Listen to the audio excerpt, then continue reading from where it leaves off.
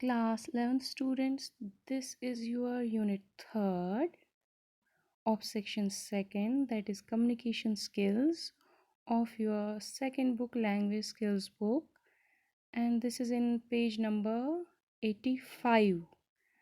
In previous videos I talked about how to converse on telephone, how to put forward complaint on telephone, and before that I talked about how to start and end a conversation. Now today's topic is recent actions and activities.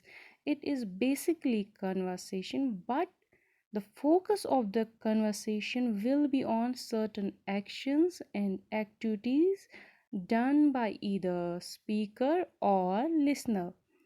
You have to remember that you do not need to greet or talk about any extra thing.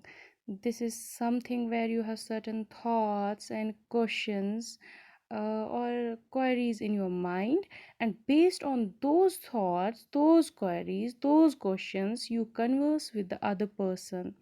For example, if you are going to the market and your father or your brother, mother handed a list of items in your hand, and you are supposed to do all those things whatever is mentioned in that list. For example, you are asked to go to the bank and pay electricity bill or recharge dish tv or buy some vegetables, fruits, and to buy slippers for your mother, bring a newspaper.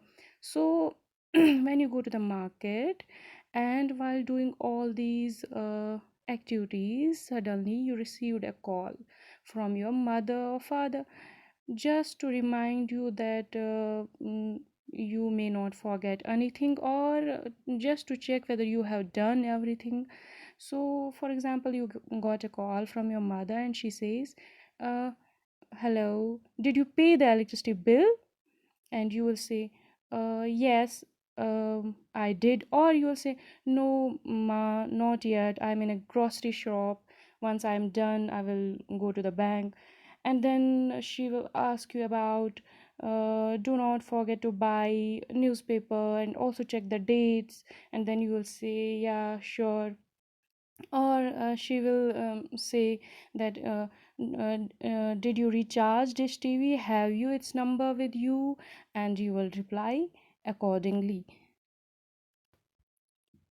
So this conversation between you and your mother will be based on certain actions or activities done by you. For example, here we have a paragraph.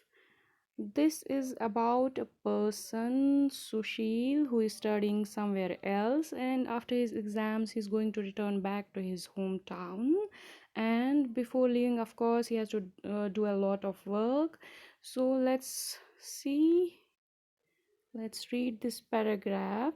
Sushil has had a busy day. He has been making a lot of preparations. He woke up early, rang up the airport to check if the flight was on time. Then, after a quick breakfast, he packed his books and clothes in separate boxes. He realized he didn't have locks, so he rushed to the market and bought two locks. He also went to the nearest ATM, picked up some cash. After that, he rushed to the library to return two books he had borrowed last week. On the way, he went to the college mess to have his lunch.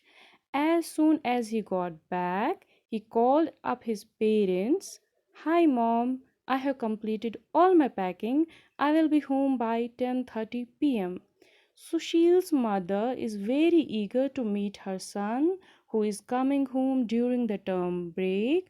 However, she just wants to make sure that Sushil has really done everything.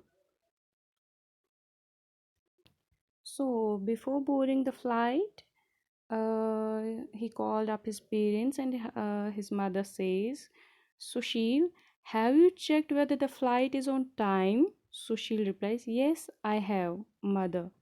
Are you sure? Sushil says, yes, of course, I checked it. Then you can continue this conversation because the mother wants to know about Sushil's books and clothes. She will say, did you return your books? Have you packed your clothes properly? Did you lock them? Did you withdraw some cash from the ATM? So the conversation between Sushil and his mother will be based on the actions and the activities done by Sushil. So, you'll be given a question in your exams and it will be carrying 5 marks. You'll be asked to describe the activities based on some situation. It can be anything, like you have in your book certain exercises or given for you. You can try it at your home. I have done one for you, like a situation is given revising for the exams. So you'll frame the dialogues, you will frame your conversation according to the situation given. For example, if you are revising for the exams and you are in your room, you are studying, just imagine the situation, and then your brother comes or your friend comes and then he says, you seem to be very busy, and you replies, yes, exams are about to start, just few days are left. And then he says, how much course have you gone through? And you will say, I have revised more than half portion of the syllabus. Then he will say, did you go through the previous papers? And you will say, yes, I solved all the papers. Then he says, when do the exams get over? And you will say, I think it will be over within 10 days. And then he says, I wish you good luck. And you will reply, thank you. So you have to just imagine the situation which will be given your exams. Just imagine the situation, frame your dialogues, frame your actions and activities according to the situation given in your exams, and write the conversation according to that situation. Thank you.